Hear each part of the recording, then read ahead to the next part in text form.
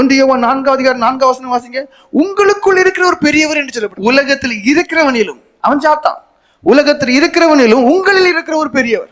தேவன் நமக்குள்ள இருக்கிறார். அப்ப உங்களுக்கு என்ன வேணும்? விசுவாசம் வேணும். அந்த விசுவாசத்தின் அளவு அதிகமா இருக்கும். அந்த விசுவாசத்தோடு கூடிய ஜெபம் தான் அநேக காரியங்களை செய்யுது.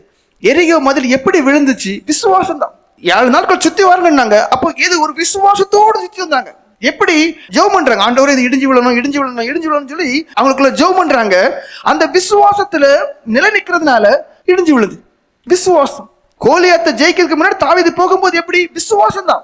எனக்குள்ள இருக்கிற ஒரு பெரியவர், அவன் ஏன் தேவன் நிந்திக்கிறான், கண்டிப்பா நான் தான் ஜெயிப்பேங்கிறது விசுவாசம். இதான் விசுவாசம். எரிகோ மதில் விழுறதுக்கு முன்னாடியே விசுவாசம். என்ன விசுவாசம்? நான் சுத்தி வருகிறேன், அது இடிஞ்சு விடும். பெரிய மதில், ஒரு பெரிய வீடே மேலே இருக்கலாம். ராகாப் என்ற வேசின்ற வீடு மதிலுக்கு மேல இருந்துச்சு. அப்ப எவ்வளவு வீதியோ நீளமோ உள்ளதான பெரிய ஒரு மதில் ஈஸியா இடிஞ்சு விழாது. ஆனா நான் விசுவாசிக்கிறவர் இன்னார் என்று எனக்கு தெரியும். நான் ஜெபிக்கிறேன், நான் விசுவாசிக்கிறேன். இப்பவே நான் ஜெபிக்கிறேன், அது நிச்சயம் விடிஞ்சு விடும். விடிஞ்சு விழுந்து எப்படி? சில நாட்கள் கழிஞ்சு விடுச்சு. கோலியாத்தை ஜெயிக்கிறதுக்கு முன்னாடி நான் ஜெபிக்கிறேன். எப்படி? என் தேவன் பெரியவர், என் தேவன் அவன் நின்றுச்சான், அவன் தான் விழுவான், நான் விழவே மாட்டேன். அதான் விசுவாச ஜெபம். காரியத்துக்கு முன்பாகவே எனக்குள்ள இருக்கு விசுவாசம். காரியம் நடப்பதற்கு முன்பாகவே எனக்குள்ள இருக்கு விசுவாசம். எலியாவை பாருங்க, 3 வருஷம் மழையே இல்லை. ஆனா மழை வரும்னு சொல்றாரு. என்ன நம்பிக்கை?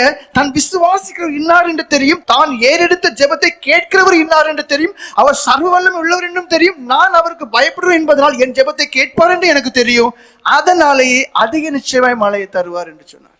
பாருங்க, இந்த 3 காரியங்களும் விசுவாசத்துக்கு பிறகு, விசுவாசம் உள்ள ஜெபத்திற்கு பிறகு நடக்கக்கூடியதான காரியங்கள். அப்ப நீங்க எல்லாம் மாறணும். விசுவாசிகள்ங்கிற பேர் இருக்கு, ஆனா அவிசுவாசத்துல ஊர்னவங்களா இருக்கு.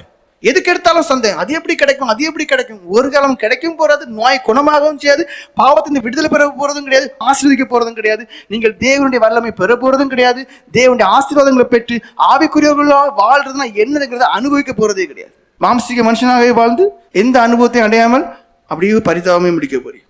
விசுவாசம் இல்லை, விசுவாசம் இல்லை, விசுவாசம் தான் வேணும். ஒவ்வொரு தடவையும் ஜெபம் பண்ணி முடிக்கும் போது எப்படி என் ஜெபம் கேட்கப்பட்டது என்று சொல்ல தெரியும். தைரியமா விசுவாசம் அறிக்கை பண்ண தெரியும். அந்த விசுவாசத்தை பார்த்து நீங்க கேட்ட காரியம் என்னவா இருந்தாலும் தேவன் கொடுக்கக்கூடியார்கள். ஒரு காரியம் ஜெபங்கிறது என்னைக்கோ எப்பமோ உங்களுக்கு தேவை வரும்போது மாத்திரம் ஜெபிக்கிறது அல்ல. நீங்கள் ஒவ்வொருத்தங்களும் தொடர்ந்து ஜெப வாழ்க்கையை செய்யக்கூடியதான ஒரு செயல்பாடு உடையவர்களா இருக்கு. என்னைக்கோ எப்பவுமே தலைவலி வரும்போது ஆண்டவரே என் தலைவலி நீக்கும் சொல்றது இல்ல, வீட்டுல ஒரு பிரச்சனை வரும்போது ஆண்டவரே நீக்கும் சொல்றது இல்ல. ஜெபங்கிறத இடைவிடாமல் பண்ண தெரியணும், தொடர்ந்து பண்ண தெரியணும். சமையல் வேலை செய்யும் போதும் சரிதான், வீட்டு காரியங்களை செய்யும் போதும் சரிதான், வேலை செய்யும் போதும் சரிதான், எல்லா சூழ்நிலைகளும் ஜெபிக்கக்கூடியவர்களாக, தேவனோடு பேசக்கூடியவர்களாக, தேவனோடு உறவாடக்கூடியவர்களாக இருந்து இருப்பீர்களே ஆனால் உங்க வாழ்க்கை நல்லா இருக்கும். 1 தெசலோனிக்கர் 5:17 நீங்க வாசிப்பீர்களானால் இடைவிடாமல் ஜெபம் பண்ணுங்கள் என்று அந்த ஒரு நிலைமைக்குள்ள நீங்க மாறிதான் ஆகணும்.